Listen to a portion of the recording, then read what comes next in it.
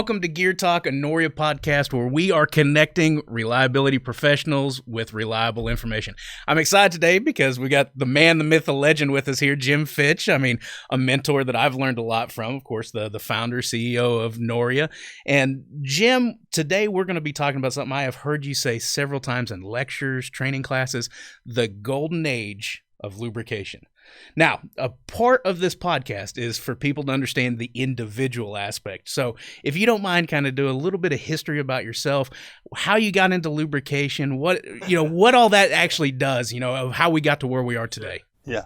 Thanks. Well, Wes, it's great to be here. It's a pleasure to see this kind of venue or this kind of a forum available now through Noria Corporation. We may be, in a sense, a little bit late to the party on this concept, but we're still going to have a great impact, and you're an excellent person kind of to lead this program. So it's a real pleasure.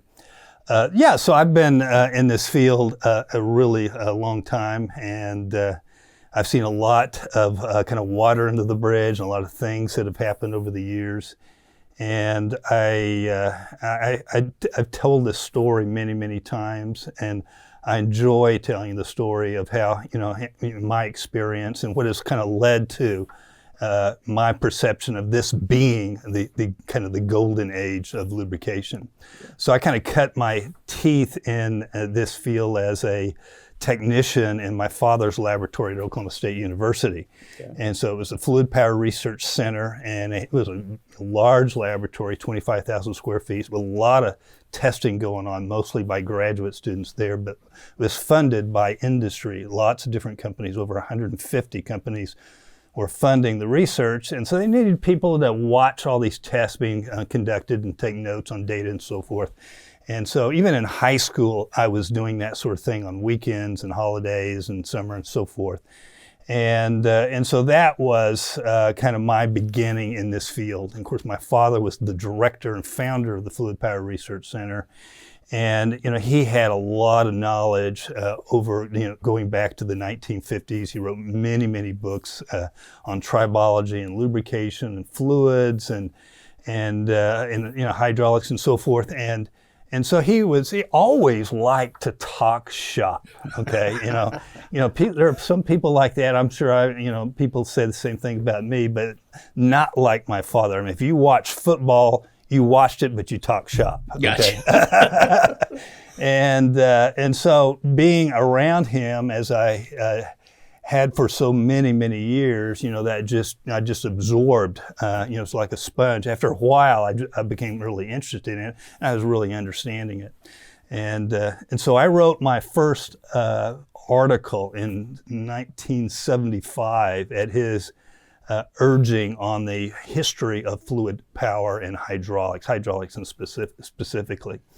And he said no one ever had written that article. They'd never done that history. And he said, you got to go to the university library, and you need to start with the pump. Figure out where the pump came from, and then we'll then kind of take it from there. And he kind of paid me for that research because I was in need of some spending money. I was still in college. And that actually led me to the term Noria, okay? Right. So the Noria was and is believed to be the world's oldest machine, first machine not powered by man or animal. So hydraulics need pumps. So the Noria is a means to move fluid, water. And of course, it's a water wheel with little buckets around the periphery. It's an undershot water wheel, and the water wheel doesn't produce shaft power, but it elevates water to a higher level so that it can flow into the fields for irrigation, the villages for drinking water.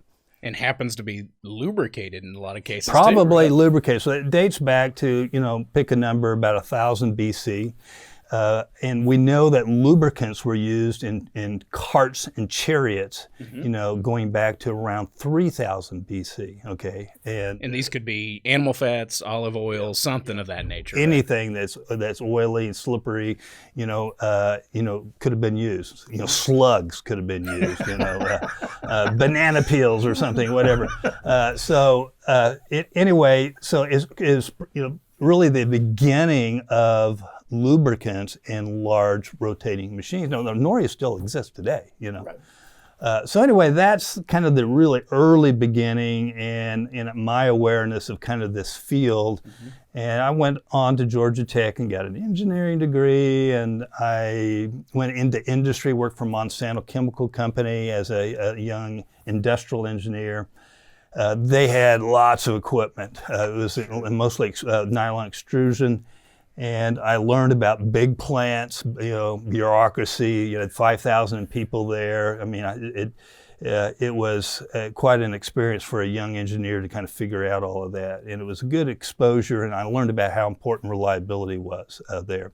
I went on to get a master's degree, and my dad and I had this conversation about my career, and that led me to start a company called Diagnetics, which was based on his vision of where oil analysis was going. So we're talking about 1982 in that time frame right there. And I was just, around 23, 24 years old, and he had a little bit of money that he could use, that he was willing to use to kind of germinate that young company. And so that led to the development of portable oil analysis instruments and bench level field instruments, because his vision was you need to put oil analysis in the hands of end users. You need to have the ability to find out information right now, as opposed to always having to send the sample off and then wait a day or two. Back then it was very common to weeks. For data to last or take over a week to get back. Sure. And so that, we developed instruments, and we learned a lot about the kind of the user community and their willingness to embrace change and apply the knowledge of lubrication or oil analysis to meet, say, changing things like contamination control in their plant. What I learned was there, a lot of plants out there were kind of legacy plants that they've been doing things the way they always had been doing them, and so those those were tough times to get. You talked to we had one of our products with the particle counter, and to talk to a user about obtaining or buying a particle counter, portable or bench level. That was not an easy conversation. It was like we've never had a particle counter before. Why do we need one now? The understanding behind it. it. That's right. What's in it for me or anything else. That's right. So, everything, even today, everything's about what we can control or change, right? Yes. Things that are addressable within our own means. There's a lot of things we can't change. We can't change the machine that was already delivered and installed, okay? But we can modify things on it. We can add things to that machine, okay? So lubrication and contamination control have been in that category of what is changeable. Sure. And if we can change it, improve it, we can extend service life of the lubricant, the machine, and so forth.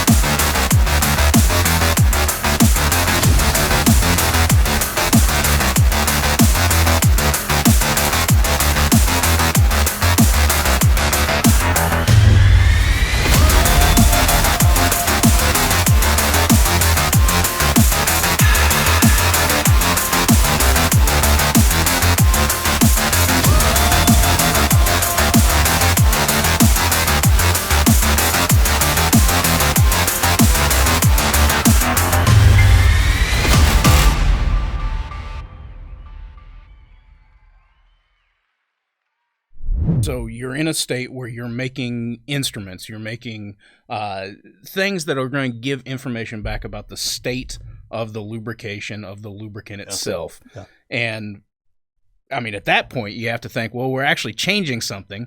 But I guess you're finding that people are maybe slow to accept that information. Yeah. So at first, I can remember, really in the early days, having spent a lot of time trying to convince customers on how important it is that they know their cleanliness level. Okay, you know, a lot of users just think, hey, the oil's clean, got a filter there, got a breather, I'm good. You know, they just didn't care to know, you know, what the ISO code or what the particle count was. And I remember, you know, like waking up in the middle of the night thinking, am I in the right field here? You know, there's such an inertia of the way things have always been. You know, it was difficult to get people to change. Sure. Now you fast forward to today, you know, and you can talk to people about ISO codes. You can talk to them about you know, contaminant exclusion and removal and all the modern and improved ways to do things, and how important it is to set a target cleanliness level. You know, and you know what really causes machines to wear and fail. You know, there's a lot of different things, but one of the main things is, you know, the cleanliness, the health of that lubricant, and the state of lubrication, the viscosity, and all these sorts of things. If those are the things that are influencing the life expectancy of the machine, we need to know. We need the language of fluid properties and contamination. We need to be able to talk about it, set targets and limits, and begin moving those properties in a state of greater health. So if we say the golden age of lubrication, are you saying that you feel like now we have more of an acceptance of that because we are able to have those conversations more readily? It's not a conversation of why is this important. It's now a conversation of how do I make it better, which is completely a different battleground. So back then, you know, there was all kinds of low-hanging fruit. You know, that you go into a plant and they hadn't changed anything, and they didn't know what contamination control was. They looked at the oil, they felt the oil with their fingers, and they thought they were clean and they were good. Nowadays, we know, you know, that alone isn't good enough, not by a long shot. And so we have created awareness. We've trained, you know, Noria's trained over 100,000 people. Sure. So that creates awareness. And at Diagnetics, we were making all these oil analysis instruments, but even then, we were basically reporting what was going on with the oil, the state of the oil, or the state of the machine. We weren't changing it. Okay. We're reporting on it. That's right. Okay. So it's like, you know, you run a test on your cholesterol, your blood pressure, and it's not good news, but you don't know how to move it into a state of greater health. Okay. So that's kind of has been Noria's mission, is to figure out ways. Okay, we need to do oil analysis. We need to assess things. And then here are some things that we can improve that state to improve reliability. It's that knowing, doing gap. That's right. Right. And that's where we've achieved a lot. And so while there was a lot of foot dragging and we don't need it, we don't care about it, we're fine, leave us alone. There's a high percentage of users out there that see the opportunity, that they know that they can, maintenance needs to be addressable. How can we address lubrication and oil analysis to achieve greater results? And so that's why we kind of in that golden age. There's still a lot of legacy equipment out there. There's a lot of legacy plants. But there's also a lot of great case studies of organizations that have been down this path. They've gone through the journey of improving lubrication and applying oil analysis and contamination control to considerable benefits to their organization. Now, I think it's important to point out, you're still involved in the day-to-day activities of being a technical consultant for Noria. I mean, I have you basically a caseload and everything else of projects. You're going out to conferences. You're speaking at conferences, not only just hosting our own, you're teaching our classes. So you're still involved in industry as it sits today. So the questions that you're hearing, I mean, what do you think that let's fast forward maybe 30 years, maybe 40 years. What do you think the conversation looks like as it is today versus what it's going to be then? Yeah, that's a good question. It's because we're in the golden age, and I've worked, as like a lot of others, to get to this wonderful place where you can actually talk to people and they're receptive to the message, it's hard to walk away from it. Sure. You know, you want to continue to be a part of it because this is what you've been waiting for to happen. Okay, now what's going to happen in the future? You know, we don't really know for sure what's going to happen. But lubrication and oil in hydraulic fluids, they're not going to go away. They're going to be used differently. Sure. And so I was just on the phone earlier this morning with a gentleman from the Fluid Power Institute up in Milwaukee, and he was talking about all the changes and testing that they're doing on hydraulic fluids to make them more energy efficient, and what they've learned about the formulation of these fluids, additives and things, and certainly viscosity that we didn't know a few years ago. And he's about my age, and so he is. You know, he's also seen a lot of history, and he's talking about that in a very excited sort of way. Sure. So that's happening. He was also talking about how, you know, oil analysis, you know, we really, you know, kind of look entirely to the oil to tell us the story about how the oil has been doing, how the machine's been doing, what's in the oil that shouldn't be there, and what used to be in the oil that is not there any longer, and that sort of thing. And he said, you know, there's a lot of stuff that you can't go to the oil for. It's really in the filter. It's like a flight data recorder of what's been going on with the oil and the machine, but most people just toss the filter. And he said, you know, we've been doing a lot of tests about, you know, what is there and how you analyze that filter and how do you turn that into meaningful information about how we need to change the way we run our equipment. You know, this has been something that Noria has talked about for years, but even today, you talk about the future, you know, very, very few organizations out there taking advantage of analyzing the filter. So there's all kinds of things that we can see that are starting to get some traction, but traction isn't an overnight sensation. It's something that just, you know, builds, you know, it's a ramp up of awareness and change, okay?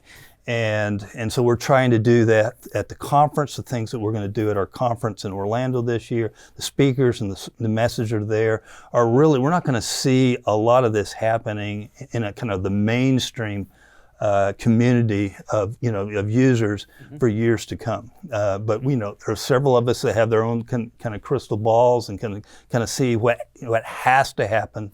It's just a matter of how soon it will happen. Now, you and I share a similar background of growing up on a family farm. And I always tell people that's where I got my introduction to lubrication, because it was you're changing oil every 3,000 miles in a pickup or anything else, regardless of anything else. And then you're greasing, you know, farm equipment. And if a little bit of grease is good, a lot's got to be that much better. So you added grease until it came blowing out of somewhere. And we know that that's not good for industrial lubrication. It may work for farm equipment and stuff like that. So how do we close that gap of people that may not have a formalized training or a formalized education in lubrication? Because it sounds like that's, you know, where the rubber really meets the road, is getting the technicians more skilled up or more aware of how to do lubrication correctly. Yeah, so that's a good question. I think Noria in general is still trying to figure that out.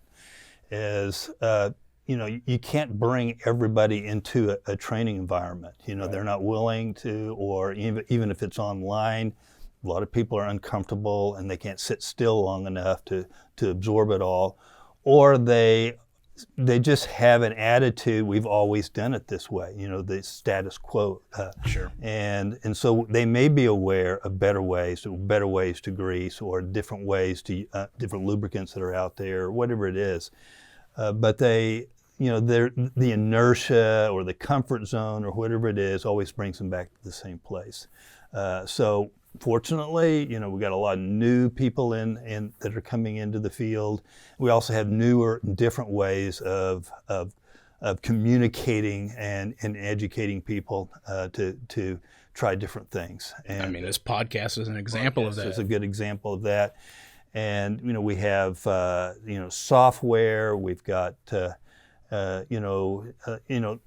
peer pressure is a big part of it. You know, if you only have one person in a plant that says we need to change something, and he has the job of trying to convince all the other people that are, you know, plant floor or, you know, engineers, management, it's a big job. And, Sure. and often doesn't succeed. Sometimes you have that strong personality, champion-like individual that can make that happen.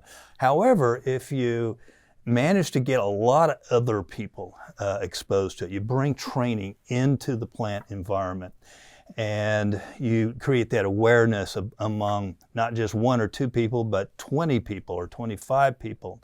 Now you have you have more of them with the same message, and they can be influencers to those who chose not to attend that class. Sure. Who wanted to always do things the same way. They realize, hey, the time has finally come. Something like that. This is the idea of the flywheel, right? You get up enough momentum, right, and it maintains its speed. So you have to hit that. There's all those buzzwords, or critical mass, or whatever we want to call it. That's right. So I want to talk to you about what you feel maybe industry is still missing the boat on as it pertains to lubrication. While we're in the golden age and people are understanding it, people are speaking to it a lot better, what do you think they're still missing, as a key message that we need people to understand? Oh gosh, I think the fundamentals are still in place. It's just the application of them, and so I look to and have looked to what users have succeeded at. Okay, and the innovators and early adopters out there that have truly succeeded at certain things, and how we can move those ideas and principles into the mainstream community. But there's a lot that's going on in the scientific community and research laboratories that point to the future. But in terms of what I think I'm going to see in my lifetime, it is a continuation of the same pathways we've been. So not just a lubricant, but a precision selected lubricant. Okay, maybe the lubricant that's identified to use in the service manual needs to be thrown out the door, and a different kind of lubricant, and even a different viscosity needs to be used instead. Same's true with contamination control filters and breathers, the way we sample, where we sample, the tests we run, the limits, the way we respond to those results there. All of that stuff has been around for a while, okay? And this is the golden age. We're seeing traction, we're seeing, application of it, but we still have a long ways to go. Noria is a part of it, and others out there that are doing training and trying to bring this message to the practitioners and the user community. This is our job today, and I think we're going to see every year that goes by, we're going to see more and more success. Well, Jim, I definitely appreciate you swinging by. I think that's a great message. We are definitely in the golden age. I'm excited about it. I think people are going to realize it. So obviously, we'll have you back from time to time to talk about different topics. But hopefully you have enjoyed the Gear Talk podcast. If you have any ideas or suggestions, please email them to us at podcast@noria.com.